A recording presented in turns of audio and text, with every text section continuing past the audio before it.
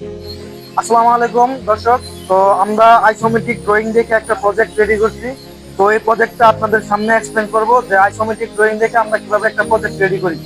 তো প্রথমে আমাদের যে লাইনটা ছিল, লাইনটা আমাদের আইসোমেট্রিক ড্রয়িংটা দেখেন, লাইনটা ফরওয়ার্ড থেকে আপওয়ার্ডের দিকে আসছে। তো ফরওয়ার্ডে এই লাইনের মাথায় একটা ওনলি প্লান্ট ধরেছি, তারপর লাইনটা সরাসরি একটা পাইপ বইছে আপওয়ার্ডের দিকে আসছে। তারপরে 90 ডিগ্রি একটা এলবো বসে আমাদের এখানে একটা হরিজন্টাল রোলিং আছে, ঠিক আছে, আপওয়ার্ড টু স্টারবোর্ড রোলিং আছে। তারপরে হরিজন্টাল রোলিংটা হয়ে আমাদের সরাসরি স্টারবোর্ডে দিয়ে গেছে লাইনটা, সরাসরি স্টারবোর্ডের দিকে যায়। এখানে 90 ডিগ্রি আরেকটা এলবো পড়ছে, 90 ডিগ্রি এলবো পড়ছে, লাইনটা আপের দিকে গেছে। আপের দিকে এখানে আমাদের আরেকটা ডাবল রোলিং আছে। আপার ওয়ার্ড থেকে স্টারবোর্ডের মাঝামাঝি হরিজন্টাল এবং ভার্টিক্যাল আপ, ঠিক আছে। তো ভার্টিক্যাল আপ করে আমরা আমাদের ডাবল রোলিংটা কমপ্লিট করছি। তারপরে আবার 45 এলবো দিয়ে লাইনটা সরাসরি আপের দিকে গেছে। আপের দিকে যাওয়ার পরে এখানে আবার একটা আমাদের ডাবল রোলিং হয়েছে।